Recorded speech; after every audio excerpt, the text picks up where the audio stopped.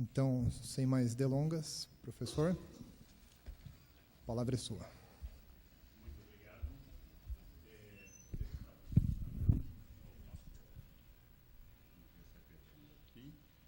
Vamos pegar esse. Esse está melhor.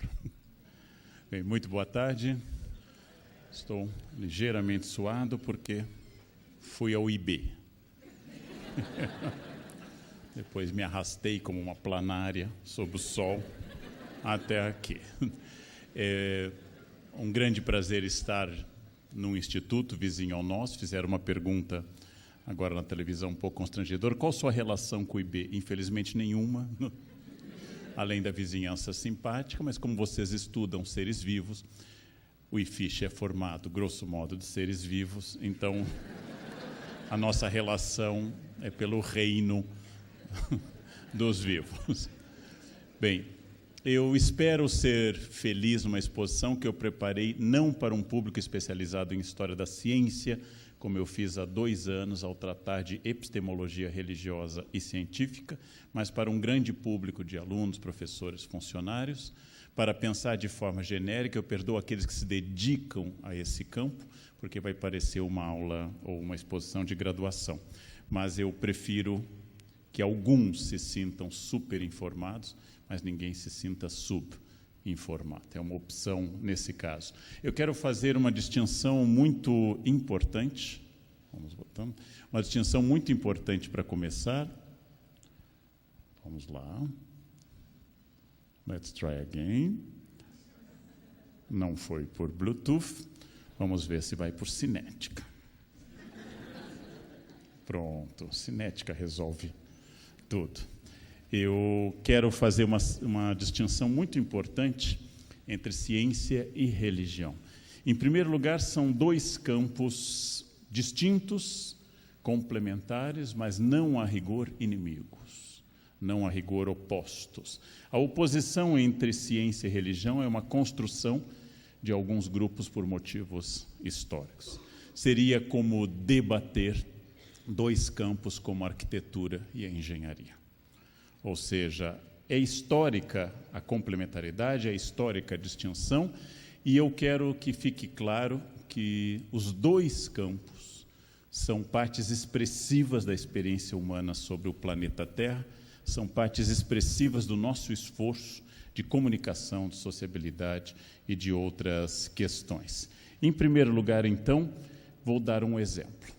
Durante muito tempo, elementos religiosos e não científicos estiveram presentes na alquimia.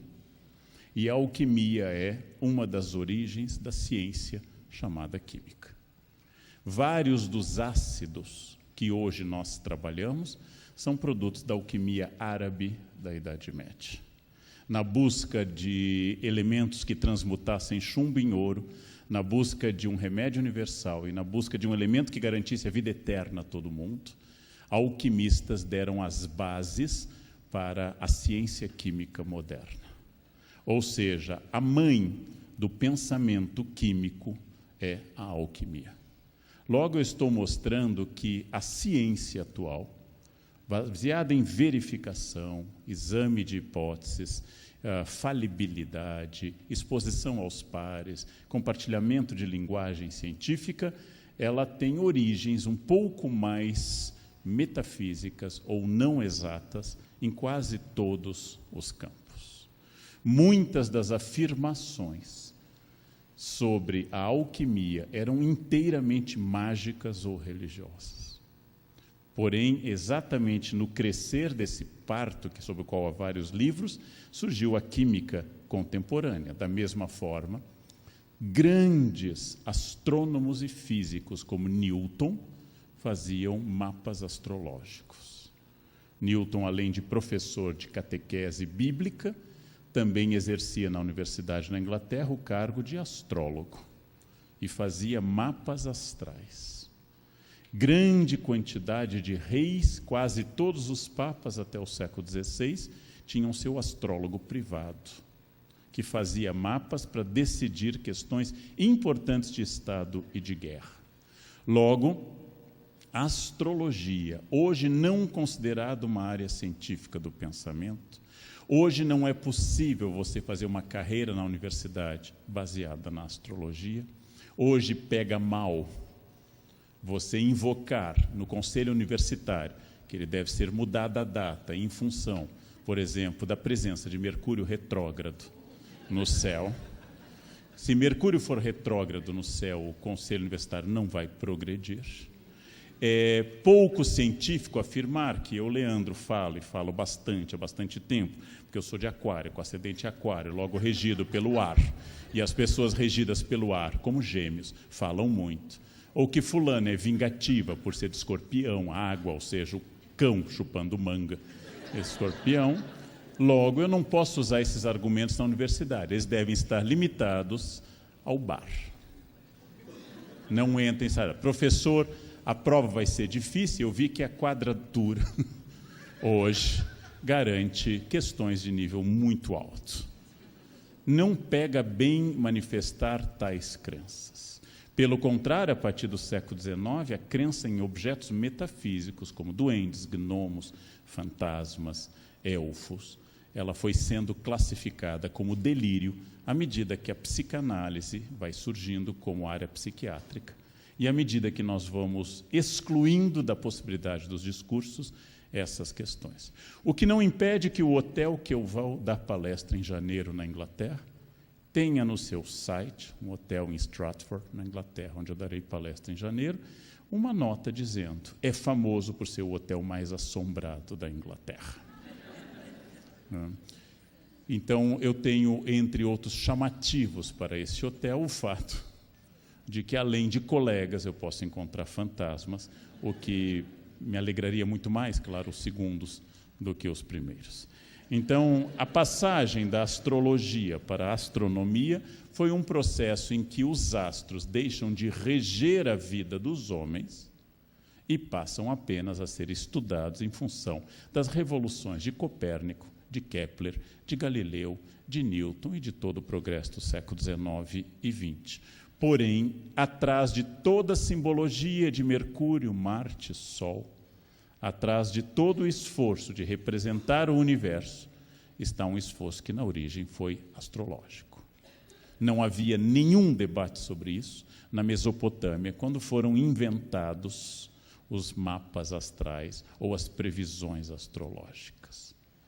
Ensinei, como assessor de uma novela histórica, que na Índia existe uma característica astrológica, os indianos são profundamente ligados à astrologia em geral, que é quando está dito no mapa astral que uma mulher, ao casar, romperá, não será feliz no primeiro casamento, a família tem um recurso mágico para pular essa maldição. É fazer a mulher se casar com uma árvore, celebrar o casamento e logo em seguida divorciar. Assim se pula a maldição do primeiro casamento e ela pode fazê-lo. Ensinei isso e isso apareceu na novela, inclusive, ainda que na Índia tem que ser um pé de sândalo, na novela foi uma bananeira, mas tudo isso é uma questão da passagem do pensamento mágico para o pensamento chamado científico. Eu estou dando exemplos que as barreiras muito claras entre ciência, religião, magia, metafísica e pensamento científico são barreiras muito mais recentes do que a gente supõe.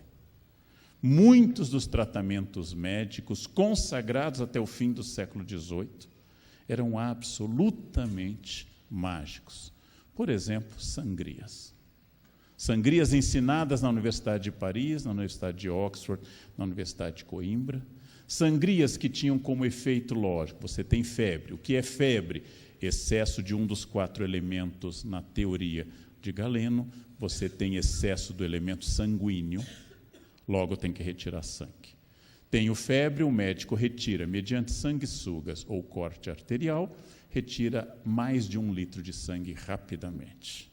O resultado quase sempre é o desmaio, e o resultado da queda de pressão é que a pessoa dorme e acorda, em geral, curada da febre, porque as febres não são permanentes. Pelo princípio de que nenhuma doença é permanente, ou a doença ou o portador se vão, a pessoa amanhece sem febres, viu? Foi a sangria. É o caso de você ter uma causa médica, um procedimento médico com um efeito perturbado. Eu digo isso porque até hoje, em pleno século XXI, domina na sociedade uma série de explicações não científicas. Como? Não vou fazer vacina por gripe porque eu fiz e fiquei gripado. Esse é um pensamento mágico. Não pegue frio porque você vai ficar gripado. Logo é no frio, nos miasmas do frio, teoria médica antiga, nos miasmas vinham as doenças, é no frio que está a gripe. E assim por diante. Os pássaros não pegam peste bubônica. Logo, durante os ciclos de peste, os médicos usam bicos de pássaro. Por quê? Similaridade de pensamento. Os pássaros não contraem o Yersinia pestis, não contraem o elemento da peste, logo os pássaros são imunes, o bico deve ser a causa. Mas também é bom colocar algodão com cânfora no nariz, porque aí o vírus não penetra, a bactéria não entra com algodão com cânfora. Todas essas são medidas típicas de um pensamento mágico, e mesmo lembrando uma outra questão da área dos senhores e das senhoras, religiosos como Agostiniano, Padre Mendel, na Áustria, passaram a vida no convento cultivando ervilhas e descobrindo quais eram os recessivos e quais eram os elementos dominantes. Infelizmente, Mendel, escrevendo, nunca se comunicou com um contemporâneo seu, que era Darwin, e eles teriam muito a dizer um para o outro. Mendel escreveu em alemão, Darwin não lia alemão e jamais contratou um assistente que lesse, apesar de ser um homem rico. Mendel ficou deduzindo coisas que teriam ajudado muito ao inglês. Teria sido um avanço ainda maior se os dois tivessem tido um encontro científico em algum momento. Mas era um religioso que nunca, em nenhum momento, o agostiniano Mendel pensou que seu trabalho ofendesse a religião ou fosse contrário aos desígnios de Deus, a da sua ordem e da sua instituição religiosa. Então, esse choque não era tão evidente, e hoje, inclusive, nós temos nos institutos como as PUCs, nós temos uma área chamada não mais teologia, mas ciências da religião, que, utilizando sociologia religiosa, filosofia da religião, literatura religiosa, faz estudos muito próximos da área de humanas, de ciências, estudos quantitativos, com grupos de verificação, etc., chamados ciências da religião. Nenhum aluno desses cursos da PUC, que são instituições pontifícias, ou seja, gerenciadas por um chanceler que é um bispo, nenhum desses institutos daqui de Campinas ou de São Paulo pode dizer que seu trabalho foi inspirado, por exemplo, em Deus. Mas tem que ser inspirado em literatura, em conceitos, como se fosse um trabalho do IFISH de história ou de literatura. Logo, está em alta a ciência, só que essa alta, às vezes, esconde o fato que, na origem, muitos grandes cientistas, matemáticos e filósofos, como, por exemplo, Pitágoras e Tales de Mileto, tinham profundas práticas religiosas. A escola pitagórica é uma escola filosófica, geométrica e religiosa. E a Pitágoras nunca foi cobrado, inclusive ele faz uma carreira de muito sucesso, nunca foi cobrado de Pitágoras que tomasse partido. Você é um religioso ou você é um filósofo? Pitágoras era um sábio, ele era um homem amigo da sabedoria, um filósofo. E a palavra filosofia tem uma dupla origem, a mais conhecida, que é amigo da sabedoria, filosófos, mas também envolve a questão dos cultuadores da serpente, dos amigos do culto da serpente, ou seja, de elementos órficos, como a gente chama, elementos religiosos. Pitágoras, por exemplo, acreditava em reencarnação. A escola pitagórica proibia o consumo de favas e outros vegetais, porque as favas podem conter as almas dos mortos. Isso dito por um cientista e um geômetra. Uma das piadas mais antigas da Grécia era na comédia, o comediante se entupir de favas, que tem um efeito poderoso sobre a produção de elementos de flatulência, e no palco flatar, comentando que uma alma estava escapando. da sua prisão. Essa é uma comédia, essa é uma piada de 2.500 anos. Né? Essa é piada erudita sem graça. Onde começa um ligeiro atrito entre ciência e religião? Ele começa no processo de Sócrates, porque Sócrates é acusado pelos seus detratores de ser impiedoso, de desviar os jovens do culto aos deuses.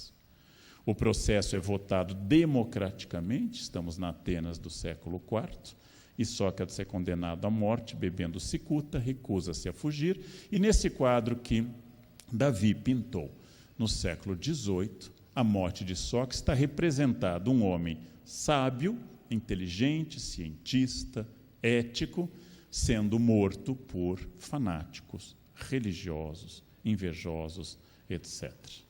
Ora, exatamente esse é o momento em que ciência e religião começam a olhar com certa estranheza uma para a outra. Mas essa divisão ainda é fraca. É durante o Renascimento e a Idade Moderna, especialmente durante a discussão do paradigma geocêntrico e heliocêntrico. E o processo que vai levar ao assassinato de Giordano Bruno em 1600. E ao processo contra Galileu durante muitos anos, e o silêncio de Galileu, é que começa essa ideia de que igreja, representante das religiões, é inimiga da ciência. Quem acredita em conhecimento, saber, avanço, fica ao lado dos cientistas. Quem acredita em religiões fica contra a ciência. A Idade Moderna começa uma cisão estranha para o período anterior. Não é à toa que o século XIX, o grande século da ciência, o século do liberalismo, coloca uma estátua de Giordano Bruno, queimado no Campo de Fiore, em fevereiro de 1600, lá em Roma, na única praça de Roma que não tem nenhuma igreja, o Campo dei Fiori. E lá no fim de fevereiro tem o dia do pensiero livre, as pessoas falam o que quiser, contra a esposa, contra a sogra, contra Berlusconi, contra Deus, gritam, né? Brasileiros gritam fora Temer, é verdade, lá e é o dia do pensamento livre. A ideia é exatamente de que a ciência inimiga da religião vai crescer no século seguinte, porque o iluminismo francês é dominado por anticlericais, como Voltaire, e por ateus, como D'Alembert, Diderot, D'Holbach. Os religiosos no iluminismo são excepcionais, como Rousseau, a maioria é anticlerical. Écrasez l'infâme, diz Voltaire ao terminar suas cartas, esmagai a infame. A igreja é inimiga do progresso humano. Começa uma frase que os anarquistas vão capturar no século XIX, mas tem origem iluminista. Gostaria de enforcar o último papa nas tripas do último padre. O mundo seria um mundo livre se não houvesse padres, bispos, etc. Esse é um pensamento absolutamente iluminista. A crença na razão, a crença de que o futuro da humanidade, especialmente num iluminista menos conhecido, Condorcet, que o futuro da humanidade seria brilhante. Quanto mais houver ciência, mais o homem será livre, sadio, pesquisador, aberto ao novo, menos obscuro, menos tomado pela superstição. Voltaire falava disso, os grandes iluministas falavam disso, a Igreja combateu a enciclopédia, o Estado, Luís XV, proibiu a enciclopédia se espalhou pelo mundo inteiro, Brasil inclusive, e este é um momento de otimismo da razão, do qual Condorcet é o símbolo maior. Agora vejam, num Estado que é o Reino Unido, um cientista estável financeiramente por herança do pai e por boa administração dos seus bens, Charles Darwin pegou todos os dados da sua famosa viagem do Beagle e adiou muito a publicação da origem das espécies. E só publicou quando ele teve certeza que outros cientistas estavam perto de publicar. Para quem trabalha com história da ideia do evolucionismo, isso é um dado óbvio. Para quem não é do campo do evolucionismo, eu recomendo a próprio livro, A Origem das Espécies, mas eu recomendo muito a biografia recente do Paul Johnson sobre Darwin, que é muito simpática. Bem, Darwin tinha medo da igreja. A publicação fez um certo sucesso, e a grande briga não ocorre durante a vida de Darwin, mas ocorre na geração seguinte. Seus assessores, como Huxley, avô do famoso Aldous Huxley, autor do admirável Mundo Novo, seus assessores é que vão enfrentar bispos em debates famosos, como aquele que vocês conhecem a frase, quando o bispo pergunta a Huxley: o senhor Darwin é descendente de macacos por parte de pai ou por parte de mãe?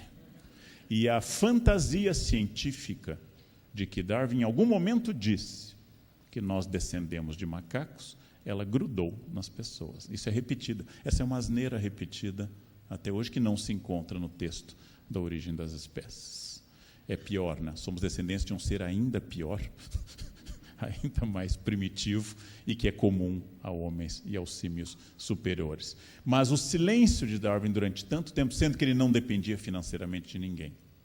Ele era um homem rico, não dependia financeiramente de ninguém. O silêncio desse homem mostra que a religião no 19 ainda era um obstáculo à ideia, que depois diminui bastante. Depois eu vou voltar a isso, porque que agora, em 2017, volta a ser um problema o evolucionismo. Volta a ser um problema.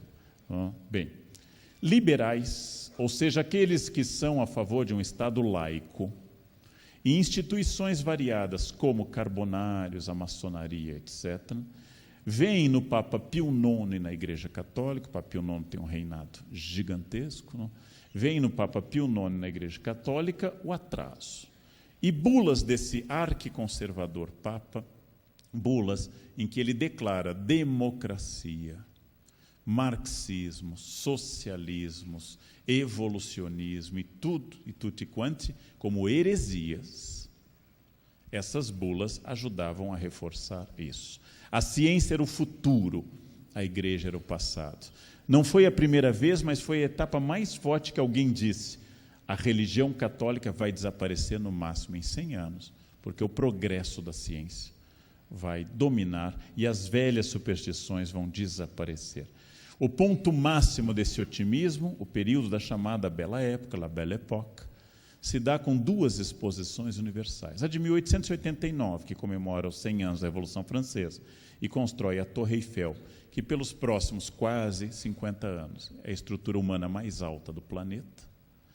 E na exposição aqui representada de 1900, só para vocês terem uma ideia, em 1900, Paris atrai 54 milhões de visitantes a essa exposição. Durante o período da primavera até o início do inverno de 1900, 54 milhões de pessoas entram pela Place de la Concorde, entram na Rua do Amanhã, na Rue de l'Avenir, e têm as experiências do futuro, inclusive cinema 360 graus. A experiência inventada em 1895 pelos irmãos Lumière, na Rue de l'Opéra, vira um cinema 360 graus em 1900. A Torre Eiffel coberta de eletricidade, algo já conhecido há vários anos, mas ainda uma novidade para várias pessoas. A ciência era isso. Já existia processos como a pasteurização. Pasteur fazia vacinas como contra a raiva. A humanidade começava a vencer as doenças e havia a ideia de que em 100 anos, bastante dita em ficções como Júlio Verne, Paris em 1968, todas as doenças seriam vencidas. Só para lembrar aquilo que vocês sabem melhor do que eu, depois de séculos de esforço da medicina, nós vencemos uma doença, que é a varíola. A varíola não existe mais na espécie humana, só em laboratórios.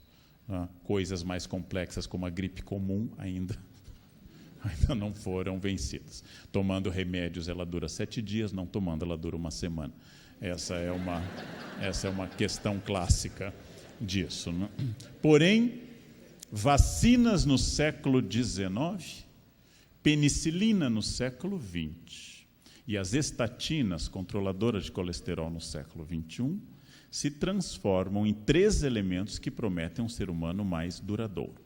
Como escreve Humberto Eco, grande pensador da área de humanas, ele escreve que está com a mesma gripe que matou seu pai uns anos antes. Lembrando o que significa a revolução da penicilina, uma verdadeira arma secreta e estratégica na Segunda Guerra, por exemplo. Paris era a cidade de luz, desde a reforma do Barão de Haussmann. Paris é o centro do mundo, e a Torre Eiffel, com seus 300 metros mais a torre, é o sinal de uma era luminosa. Essa crença na ciência, ela é muito forte. E, de novo, a ideia de que a religião é um atraso e a ciência é o progresso. Quem interrompeu isso?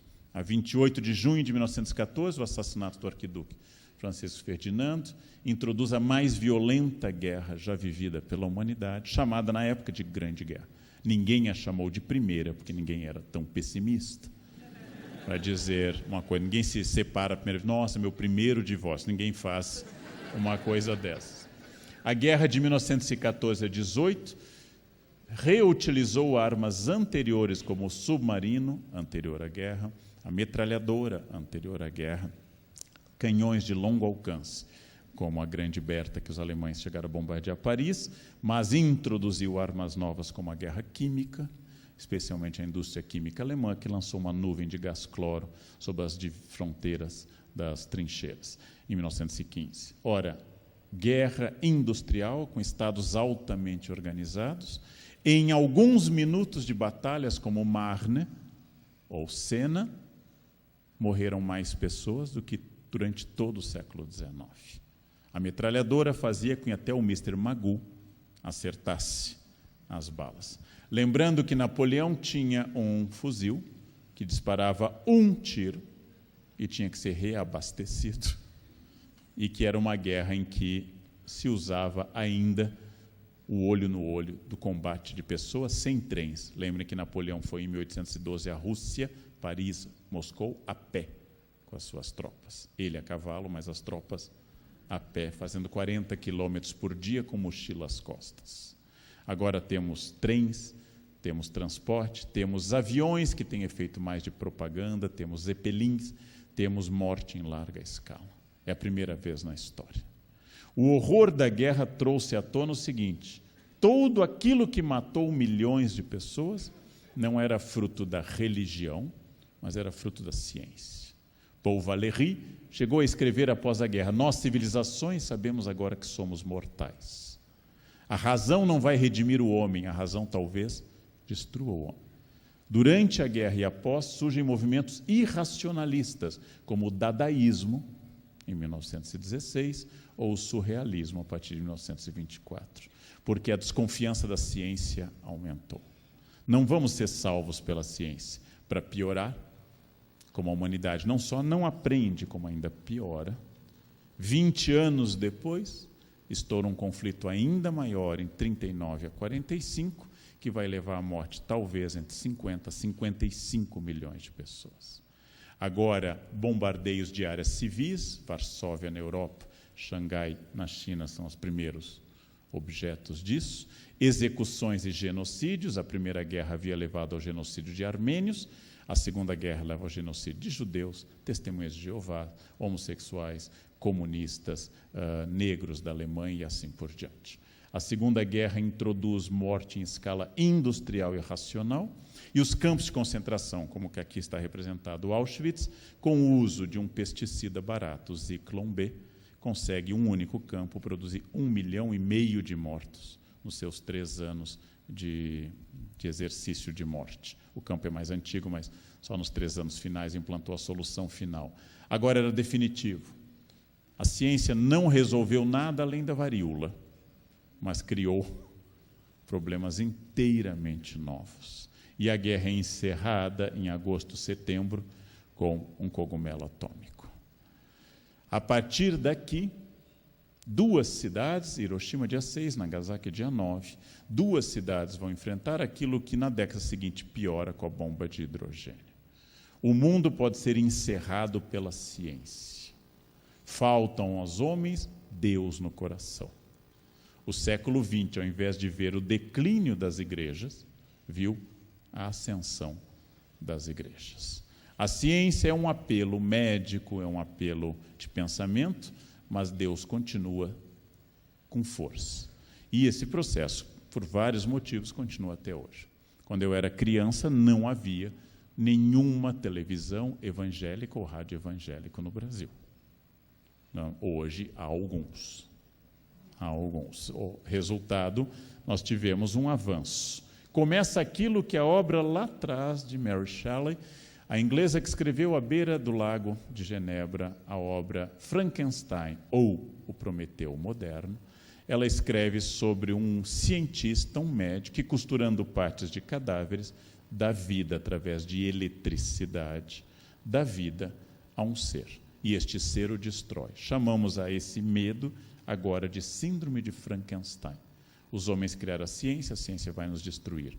Todas as ficções científicas, desde Admirável Mundo Novo, 1984, do Orwell, são distopias e não utopias.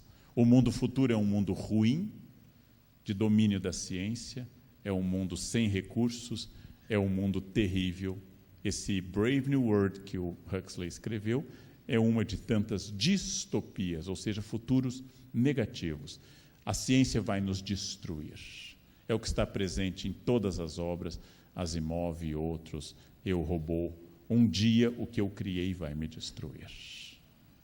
Ou seja, tudo isso faz surgir a vocês a figura, geralmente é o químico, mas o biólogo também divide.